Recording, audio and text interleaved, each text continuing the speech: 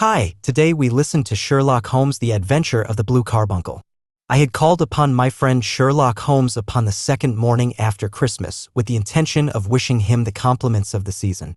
He was lounging upon the sofa in a purple dressing gown, a pipe rack within his reach upon the right, and a pile of crumpled morning papers evidently newly studied near at hand. Beside the couch was a wooden chair, and on the angle of the back hung a very seedy and disreputable hard-felt hat, much the worse for wear and cracked in several places. A lens and a forceps lying upon the seat of the chair suggested that the hat had been suspended in this manner for the purpose of examination. "You are engaged," said I. "Perhaps I interrupt you." "Not at all. I am glad to have a friend with whom I can discuss my results.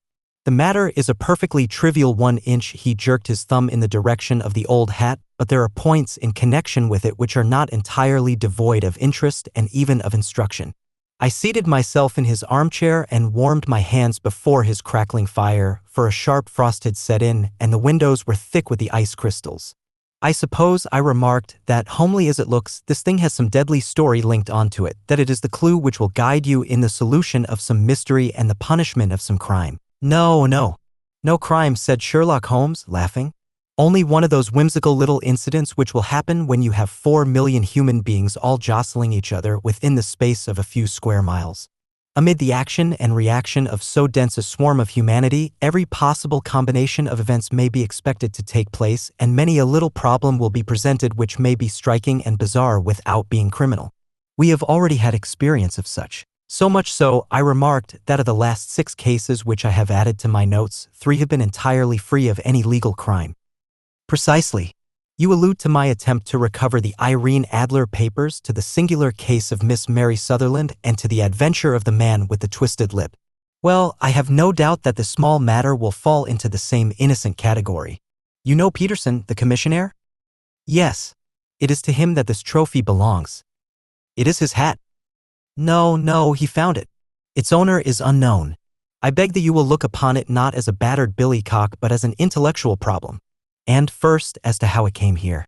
It arrived upon Christmas morning, in company with a good fat goose, which is, I have no doubt, roasting at this moment in front of Peterson's fire. The facts are these. About 4 o'clock on Christmas morning, Peterson, who, as you know, is a very honest fellow, was returning from some small jollification and was making his way homeward down Tottenham Court Road. In front of him he saw, in the gaslight, a tallish man, walking with a slight stagger and carrying a white goose slung over his shoulder. As he reached the corner of Goodge Street, a row broke out between this stranger and a little knot of roughs. One of the latter knocked off the man's hat, on which he raised his stick to defend himself and, swinging it over his head, smashed the shop window behind him. Peterson had rushed forward to protect the stranger from his assailants, but the man, shocked at having broken the window and seeing an official-looking person in uniform rushing towards him, dropped his goose, took to his heels, and vanished amid the labyrinth of small streets which lie at the back of Tottenham Court Road. The roughs had also fled at the appearance of Peterson, so that he was left in possession of the field of battle and also of the spoils of victory in the shape of this battered hat and a most unimpeachable Christmas goose, which surely he restored to their owner? My dear fellow, there lies the problem. It is true that "For Mrs. Henry Baker" was printed upon a small card which was tied to the bird's left leg, and it is also true that the initials H.B. are legible upon the lining of this hat, but as there are some thousands of Bakers, and some hundreds of Henry Bakers in this city of ours, it is not easy to restore lost property to any one of them. What, then, did Peterson do? He brought round both hat and goose to me on Christmas morning, knowing that even the smallest problems are of interest to me. The goose we retained until this morning, when there were signs that, in spite of the slight frost, it would be well that it should be eaten without unnecessary delay. Its finder has carried it off, therefore, to fulfill the ultimate destiny of a goose, while I continue to retain the hat of the unknown gentleman who lost his Christmas dinner. Did he not advertise? No. Then what clue could you have as to his identity? Only as much as we can deduce. From his hat? Precisely. But you are joking. What can you gather from this old battered felt? Here is my lens. You know my methods. What can you gather yourself as to the individuality of the man who has worn this article? I took the tattered object in my hands and turned it over rather ruefully. It was a very ordinary black hat of the usual round shape, hard and much the worse for wear. The lining had been of red silk, but was a good deal discolored. There was no maker's name, but, as Holmes had remarked, the initials H.B. were scrawled upon one side. It was pierced in the brim for a hat securer, but the elastic was missing. For the rest, it was cracked, exceedingly dusty, and spotted in several places, although there seemed to have been some attempt to hide the discolored patches by smearing them with ink. "I can see nothing," said I, handing it back to my friend. "On the contrary, Watson, you can see everything. You fail, however, to reason from what you see. You are too timid in drawing your inferences." "Then, pray tell me what it is that you can infer from this hat?" He picked it up and gazed at it in the peculiar introspective fashion which was characteristic of him. "It is perhaps less suggestive than it might have been," he remarked, "and yet there are a few inferences which are very distinct and a few others which represent at least a strong balance of probability.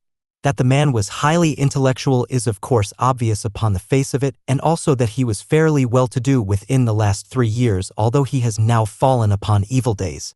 He had foresight, but has less now than formerly, pointing to a moral retrogression which, when taken with the decline of his fortunes, seems to indicate some evil influence, probably drink, at work upon him.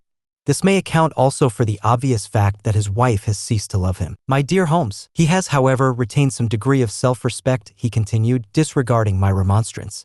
"He is a man who leads a sedentary life, goes out little, is out of training entirely, is middle-aged, has grizzled hair which he has had cut within the last few days and which he anoints with lime cream. These are the more patent facts which are to be deduced from his hat. Also, by the way, that it is extremely improbable that he has gas laid on in his house." "You are certainly joking, Holmes." "Not in the least. Is it possible that even now, when I give you these results, you are unable to see how they are attained?" "I have no doubt that I am very stupid, but I must confess that I am unable to follow you. For example, how did you deduce that this man was intellectual?" For answer, Holmes clapped the hat upon his head. It came right over the forehead and settled upon the bridge of his nose. "It is a question of cubic capacity," said he. "A man with so large a brain must have something in it." "The decline of his fortunes, then?" "This hat is 3 years old. These flat brims curled at the edge came in then. It is a hat of the very best quality. Look at the band of ribbed silk and the excellent lining. If this man could afford to buy so expensive a hat 3 years ago and has had no hat since, then he has assuredly gone down in the world." "Well, that is clear enough, certainly. But how about the foresight and the moral retrogression?" Sherlock Holmes laughed. "Here is the foresight," said he, putting his finger upon the little disc and loop of the hat securer. "They are never sold upon hats. If this man ordered one, it is a sign of a certain amount of foresight, since he went out of his way to take this precaution against the wind. But since we see that he has broken the elastic and has not troubled to replace it, it is obvious that he has less foresight now than formerly, which is a distinct proof of a weakening nature. On the other hand, he has endeavored to conceal some of these stains upon the felt by daubing them with ink, which is a sign that he has not entirely lost his self-respect. Your reasoning is certainly plausible. The further points, that he is middle-aged, that his hair is grizzled, that it has been recently cut, and that he uses lime cream, are all to be gathered from a close examination of the lower part of the lining. The lens discloses a large number of hair ends, clean cut by the scissors of the barber. They all appear to be adhesive, and there is a distinct odor of lime cream. This dust, you will observe, is not the gritty, gray dust of the street but the fluffy brown dust of the house, showing that it has been hung up indoors most of the time. While the marks of moisture upon the inside are proof positive that the wearer perspired very freely and could therefore hardly be in the best of training. But his wife, you said that she had ceased to love him. This hat has not been brushed for weeks. When I see you, my dear Watson, with a week's accumulation of dust upon your hat, and when your wife allows you to go out in such a state, I shall fear that you also have been unfortunate enough to lose your wife's affection. But he might be a bachelor. Nay, he was bringing home the goose as a peace offering to his wife. Remember the card upon the bird's leg. You have an answer to everything. But how on earth do you deduce that the gas is not laid on in his house? 1 tallow stain, or even 2, might come by chance, but when I see no less than 5, I think that there can be little doubt that the individual must be brought into frequent contact with burning tallow. Walks upstairs at night probably with his hat in one hand and a guttering candle in the other. Anyhow, he never got tallow stains from a gas jet. Are you satisfied? Well, it is very ingenious, said I, laughing, but since, as you said just now, there has been no crime committed and no harm done save the loss of a goose, all this seems to be rather a waste of energy. Sherlock Holmes had opened his mouth to reply when the door flew open and Peterson, the commissionaire, rushed into the apartment with flushed cheeks and the face of a man who was dazed with astonishment. The goose, Mr. Holmes. The goose, sir, he gasped. Eh? What of it then? Has it returned to life and flapped off through the kitchen window? Holmes twisted himself round upon the sofa to get a fairer view of the man's excited face. "See here, sir. See what my wife found in its crop." He held out his hand and displayed upon the center of the palm a brilliantly scintillating blue stone, rather smaller than a bean in size, but of such purity and radiance that it twinkled like an electric point in the dark hollow of his hand. Sherlock Holmes sat up with a whistle. "By Jove, Peterson," said he, "this is treasure trove indeed. I suppose you know what you have got." "A diamond, sir?" "A precious stone. It cuts into glass as though it were putty." "It's more than a precious stone. It is the precious stone." "Not the Countess of Morcar's Blue Carbuncle?" I ejaculated. "Precisely so. I ought to know its size and shape, seeing that I have read the advertisement about it in the Times every day lately. It is absolutely unique, and its value can only be conjectured, but the reward offered of £1,000 is certainly not within a 20th part of the market price." £1,000? Great Lord of mercy! The commissionaire plumped down into a chair and stared from one to the other of us. "That is the reward, and I have reason to know that there are sentimental considerations in the background which would induce the Countess to part with half her fortune if she could but recover the gem. It was lost, if I remember aright, at the Hotel Cosmopolitan," I remarked.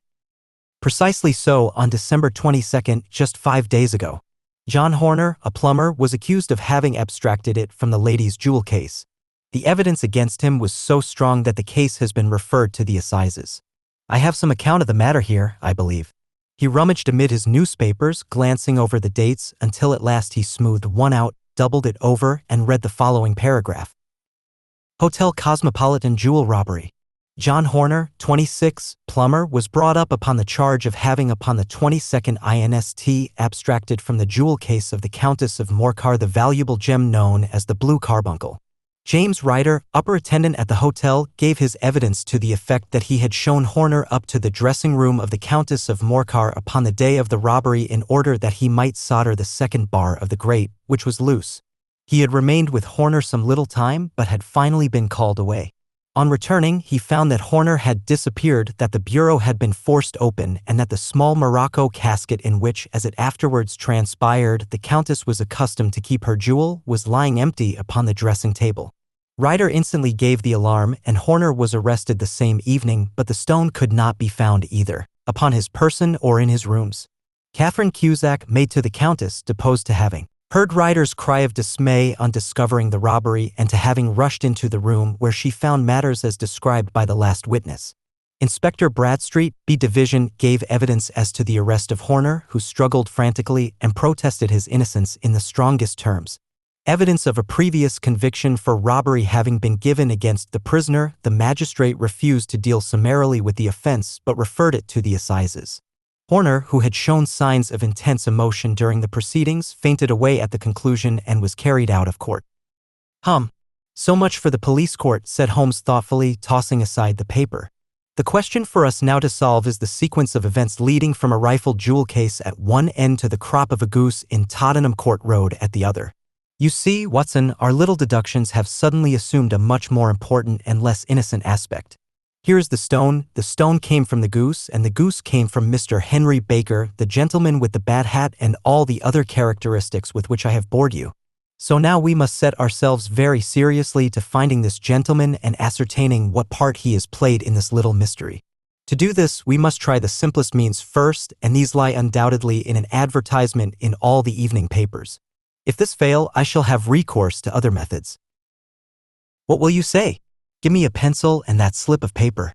Now then, found at the corner of Gooch Street, a goose and a black felt hat. Mr. Henry Baker can have the same by applying at 6:30 this evening at 221B Baker Street. That is clear and concise. Very. But will he see it? Well, he is sure to keep an eye on the papers, since, to a poor man, the loss was a heavy one. He was clearly so scared by his mischance in breaking the window and by the approach of Peterson that he thought of nothing but flight, but since then he must have bitterly regretted the impulse which caused him to drop his bird. Then again, the introduction of his name will cause him to see it, for everyone who knows him will direct his attention to it. Here you are, Peterson, run down to the advertising agency and have this put in the evening papers. In which, sir? Oh, in the Globe, Star, Pall Mall, St. James's Gazette, Evening News, Standard, Echo, and any others that occur to you. Very well, sir. And this stone? Ah, yes, I shall keep the stone. Thank you. And I say, Peterson, just buy a goose on your way back and leave it here with me, for we must have one to give to this gentleman in place of the one which your family is now devouring. When the commissionaire had gone, Holmes took up the stone and held it against the light. It's a bonny thing, said he. Just see how it glints and sparkles. Of course it is a nucleus and focus of crime. Every good stone is. They are the devil's pet baits. In the larger and older jewels every facet may stand for a bloody deed.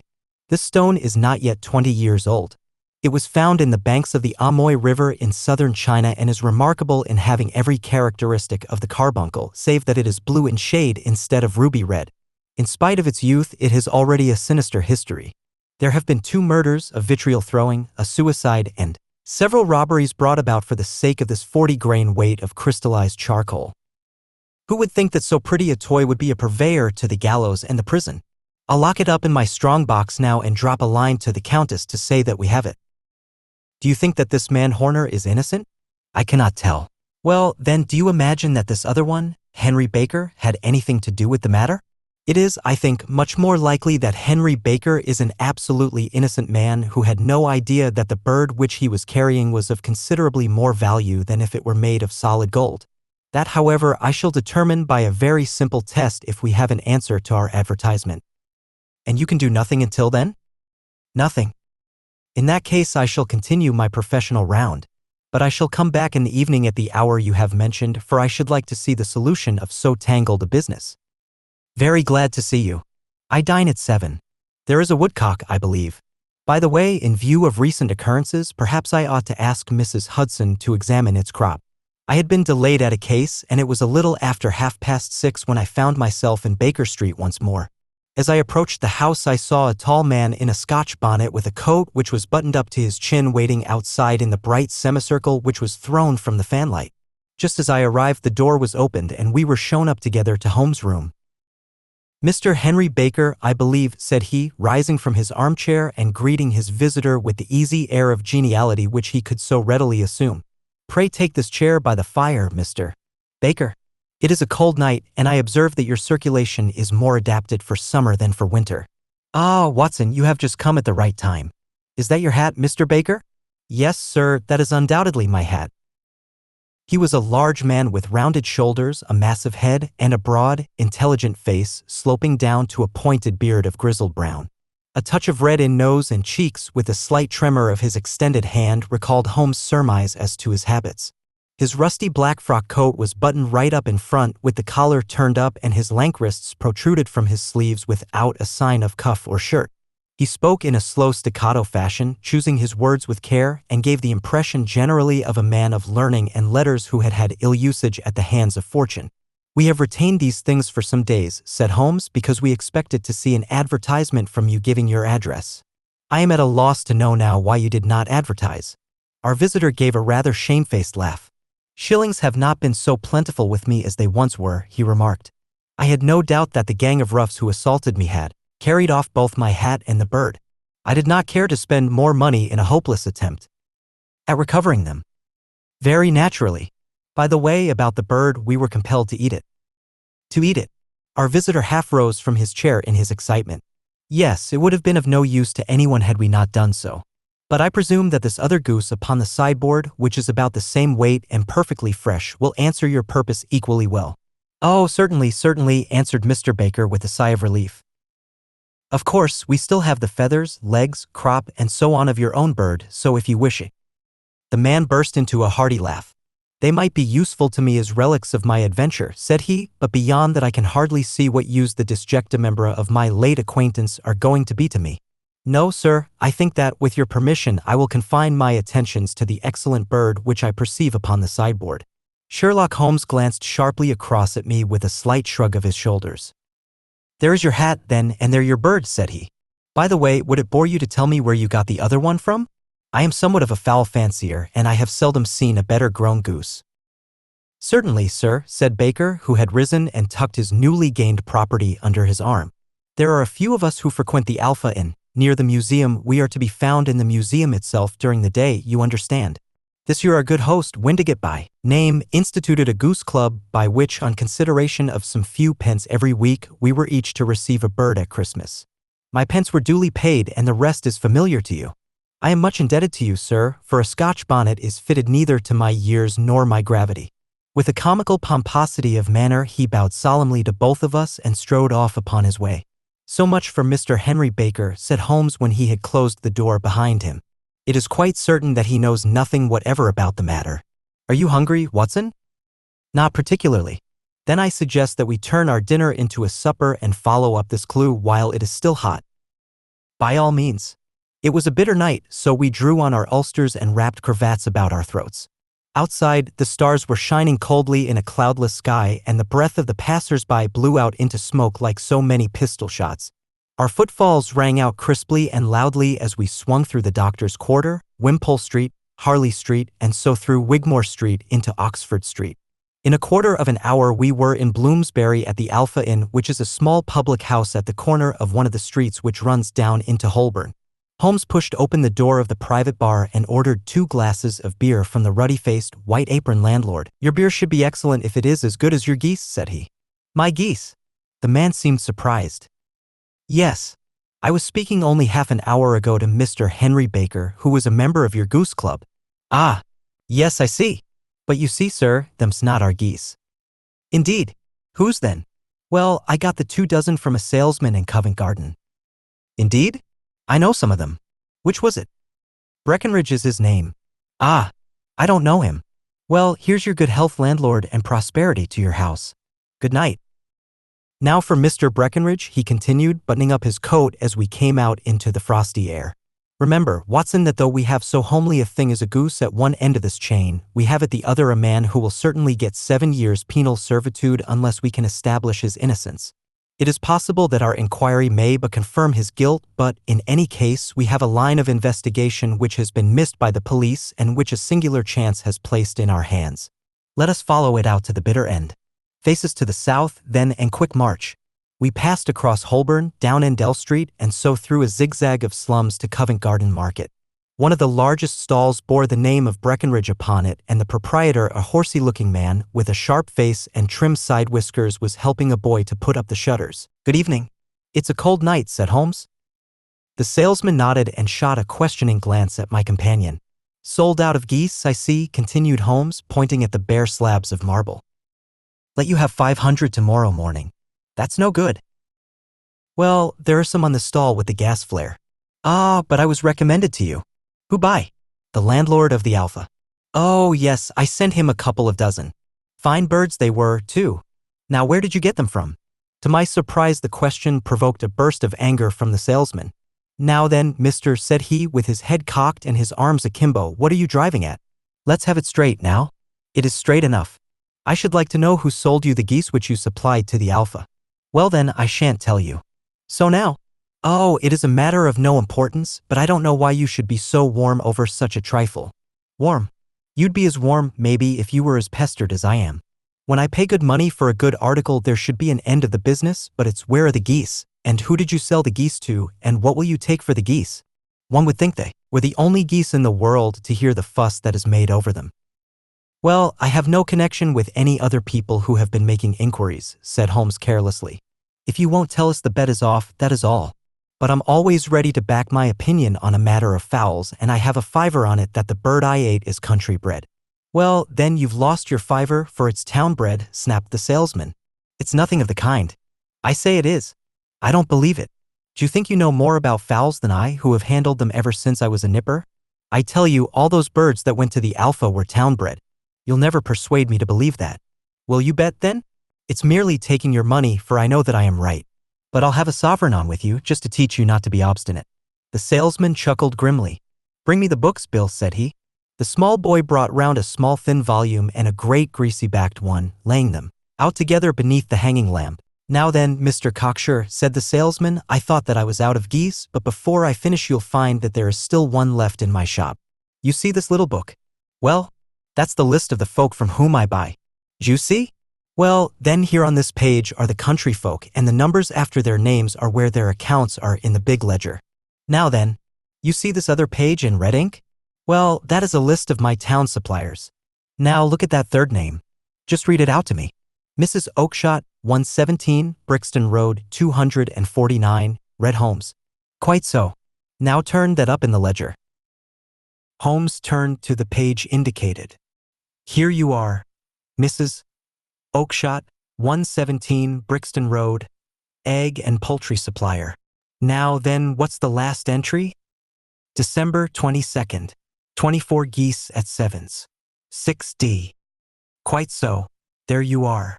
And underneath, sold to Mr. Windigate of the Alpha at 12s. What have you to say now? Sherlock Holmes looked deeply chagrined. He drew a sovereign from his pocket and threw it down upon the slab, turning away with the air of a man whose disgust is too deep for words. A few yards off, he stopped under a lamp-post and laughed in the hearty, noiseless fashion which was peculiar to him. When you see a man with whiskers of that cut and the pink protruding out of his pocket, you can always draw him by a bet, said he. I dare say that if I had put £100 down in front of him, that man would not have given me such complete information as was drawn from him by the idea that he was doing me on a wager. Well, Watson, we are, I fancy, nearing the end of our quest, and the only point which remains to be determined is whether we should go on to this Mrs. Oakshott tonight, or whether we should reserve it for tomorrow. It is clear from what that surly fellow said that there are others besides ourselves who are anxious about the matter, and I should. His remarks were suddenly cut short by a loud hubbub which broke out from the stall which we had just left. Turning round, we saw a little rat-faced fellow standing in the center of the circle of yellow light which was thrown by the swinging lamp, while Breckenridge, the salesman, framed in the door of his stall, was shaking his fists fiercely at the cringing figure. I've had enough of you and your geese, he shouted. I wish you were all at the devil together. If you come pestering me any more with your silly talk, I'll set the dog at you. You bring Mrs. Oakshott here and I'll answer her, but what have you to do with it? Did I buy the geese off you? No, but one of them was mine all the same, whined the little man. Well, then ask Mrs. Oakshott for it. She told me to ask you. Well, you can ask the King of Prussia for all I care. I've had enough of it. Get out of this. He rushed fiercely forward and the inquirer flitted away into the darkness. Ha! This may save us a visit to Brixton Road, whispered Holmes. Come with me and we will see what is to be made of this fellow. Striding through the scattered knots of people who lounged round the flaring stalls, my companion speedily overtook the little man and touched him upon the shoulder. He sprang round, and I could see in the gaslight that every vestige of color had been driven from his face. Who are you, then? What do you want? He asked in a quavering voice. You will excuse me, said Holmes blandly, but I could not help overhearing the questions which you put to the salesman just now. I think that I could be of assistance to you. You? Who are you? How could you know anything of the matter? My name is Sherlock Holmes. It is my business to know what other people don't know. But you can know nothing of this? Excuse me, I know everything of it. You were endeavoring to trace some geese which were sold by Mrs. Oakshott of Brixton Road to a salesman named Breckenridge, by him in turn to Mr.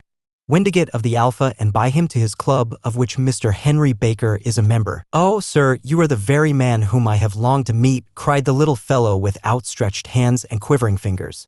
I can hardly explain to you how interested I am in this matter. Sherlock Holmes hailed a four-wheeler which was passing. In that case, we had better discuss it in a cozy room rather than in this windswept marketplace, said he. But pray tell me, before we go farther, who it is that I have the pleasure of assisting. The man hesitated for an instant. My name is John Robinson, he answered with a sidelong glance. No, the real name, said Holmes sweetly. It is always awkward doing business with an alias. A flush sprang to the white cheeks of the stranger. Well then, said he, my real name is James Ryder. Precisely so. Head attendant at the Hotel Cosmopolitan. Pray step into the cab and I shall soon be able to tell you everything which you would wish to know. The little man stood glancing from one to the other of us with half-frightened, half-hopeful eyes, as one who is not sure whether he is on the verge of a windfall or of a catastrophe. Then he stepped into the cab, and in half an hour we were back in the sitting room at Baker Street. Nothing had been said during our drive, but the high, thin breathing of our new companion and the claspings and unclaspings of his hands spoke of the nervous tension within him. Here we are, said Holmes cheerily as we filed into the room. The fire looks very seasonable in this weather. You look cold, Mr. Ryder. Pray take the basket chair. I will just put on my slippers before we settle this little matter of yours. Now then, you want to know what became of those geese? Yes, sir. Or rather, I fancy, of that goose.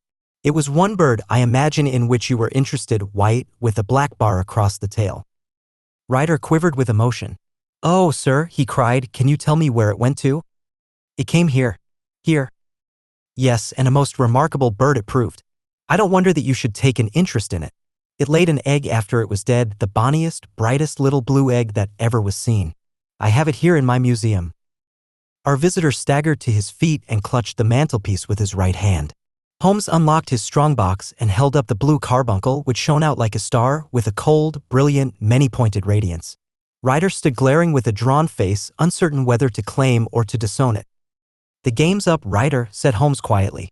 "Hold up, man, or you'll be into the fire. Give him an arm back into his chair, Watson. He's not got blood enough to go in for felony with impunity. Give him a dash of brandy. So, now he looks a little more human. What a shrimp it is, to be sure." For a moment he had staggered and nearly fallen, but the brandy brought a tinge of color into his cheeks, and he sat staring with frightened eyes at his accuser. "I have almost every link in my hands, and all the proofs which I could possibly need, so there is little which you need tell me. Still, that little may as well be cleared up to make the case complete. You had heard, Ryder, of this blue stone of the Countess of Morkers. It was Catherine Cusack who told me of it," said he in a crackling voice. "I see, her ladyship's waiting maid. Well, the temptation of sudden wealth so easily acquired was too much for you, as it has been for better men before you. But you were not very scrupulous in the means you used. It seems to me, Ryder, that there is the making of a very pretty villain in you. You knew that this man Horner, the plumber, had been concerned in some such matter before, and that suspicion would rest the more readily upon him. What did you do, then? You made some small job in my lady's room, you and your confederate Cusack, and you managed that he should be the man sent for. Then, when he had left, you rifled the jewel case, raised the alarm, and had this unfortunate man arrested. You then—" Ryder threw himself down suddenly upon the rug and clutched at my companion's knees. "For God's sake, have mercy," he shrieked. "Think of my father, of my mother. It would break their hearts. I never went wrong before. I never will again. I swear it. I'll swear it on a Bible." "Oh! Don't bring it into court. For Christ's sake, don't." "Get back into your chair," said Holmes sternly. "It is very well to cringe and crawl now, but you thought little enough of this poor Horner in the dock for a crime of which he knew nothing. I will fly, Mr. Holmes. I will leave the country, sir. Then the charge against him will break down." We will talk about that. And now let us hear a true account of the next act. How came the stone into the goose, and how came the goose into the open market? Tell us the truth, for there lies your only hope of safety." Ryder passed his tongue over his parched lips. "I will tell you it just as it happened, sir," said he. "When Horner had been arrested, it seemed to me that it would be best for me to get away with the stone at once, for I did not know at what moment the police might not take it into their heads to search me and my room. There was no place about the hotel where it would be safe. I went out as if on some commission, and I made for my sister's house. She had married a man named Oakshott and lived in Brixton Road, where she fattened fowls for the market. All the way there every man I met seemed to me to be a policeman or a detective, and for all that it was a cold night, the sweat was pouring down my face before I came to the Brixton Road. My sister asked me what was the matter and why I was so pale, but I told her that I had been upset by the jewel robbery at the hotel. Then I went into the backyard and smoked a pipe and wondered what it would be best to do. I had a friend once called Maudsley who went to the bad and has just been serving his time in Pentonville.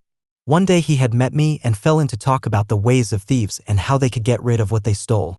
I knew that he would be true to me, for I knew one or two things about him, so I made up my mind to go right on to Kilburn, where he lived, and take him into my confidence.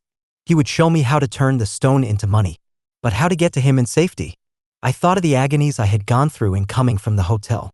I might at any moment be seized and searched, and there would be the stone in my waistcoat pocket. I was leaning against the wall at the time and looking at the geese which were waddling about round my feet, and suddenly an idea came into my head which showed me how I could beat the best detective that ever lived. My sister had told me some weeks before that I might have the pick of her geese for a Christmas present, and I knew that she was always as good as her word. I would take my goose now, and in it I would carry my stone to Kilburn. There was a little shed in the yard, and behind this I drove one of the birds, a fine big one, white, with a barred tail. I caught it, and prying its bill open, I thrust the stone down its throat as far as my finger could reach. The bird gave a gulp, and I felt the stone pass along its gullet and down into its crop. But the creature flapped and struggled, and out came my sister to know what was the matter. As I turned to speak to her, the brute broke loose and fluttered off among the others. Whatever were you doing with that bird, Jem? Says she. Well, said I, you said you'd give me one for Christmas, and I was feeling which was the fattest. Oh, says she, we've set yours aside for you, Jem's bird, we call it. It's the big white one over yonder. There's 26 of them, which makes one for you and one for us and 2 dozen for the market. Thank you, Maggie, says I, but if it is all the same to you, I'd rather have that one I was handling just now. The other is a good 3 pound heavier, said she, and we fattened it expressly for you. Never mind. I'll have the other and I'll take it now, said I. Oh, just as you like, said she, a little huffed. Which is it you want then? That white one with the barred tail, right in the middle of the flock. Oh, very well. Kill it and take it with you. Well, I did what she said, Mr. Holmes, and I carried the bird all the way to Kilburn. I told my pal what I had done, for he was a man that it was easy to tell a thing like that to. He laughed until he choked, and we got a knife and opened the goose. My heart turned to water, for there was no sign of the stone, and I knew that some terrible mistake had occurred. I left the bird, rushed back to my sister's, and hurried into the backyard. There was not a bird to be seen there. Where are they all, Maggie? I cried. Gone to the dealers, Jem. Which dealers? Breckenridge of Covent Garden. But was there another with a barred tail? I asked, the same as the one I chose? Yes, Jem, there were 2 barred-tailed ones and I could never tell them apart. Well, then, of course I saw it all and I ran off as hard as my feet would carry me to this man Breckenridge, but he had sold the lot at once and not one word would he tell me as to where they had gone. You heard him yourselves tonight. Well, he has always answered me like that. My sister thinks that I am going mad. Sometimes I think that I am myself. And now I am myself a branded thief without ever having touched the wealth for which I sold my character. God help me. God help me. He burst into convulsive sobbing with his face buried in his hands. There was a long silence, broken only by his heavy breathing and by the measured tapping of Sherlock Holmes' fingertips upon the edge of the table. Then my friend rose and threw open the door. Get out, said he. What, sir? Oh, heaven bless you. No more words. Get out. And no more words were needed. There was a rush, a clatter upon the stairs, the bang of a door, and the crisp rattle of running footfalls from the street. After all, Watson, said Holmes, reaching up his hand for his clay pipe, I am not retained by the police to supply their deficiencies. If Horner were in danger it would be another thing, but this fellow will not appear against him and the case must collapse. I suppose that I am commuting a felony, but it is just possible that I am saving a soul. This fellow will not go wrong again, he is too terribly frightened. Send him to jail now and you make him a jailbird for life. Besides, it is the season of forgiveness. Chance has put in our way a most singular and whimsical problem and its solution is its own reward. If you will have the goodness to touch the bell, Doctor, we will begin another investigation in which also a bird will be the chief feature. It will be a huge help if you would subscribe to my channel. Thank you.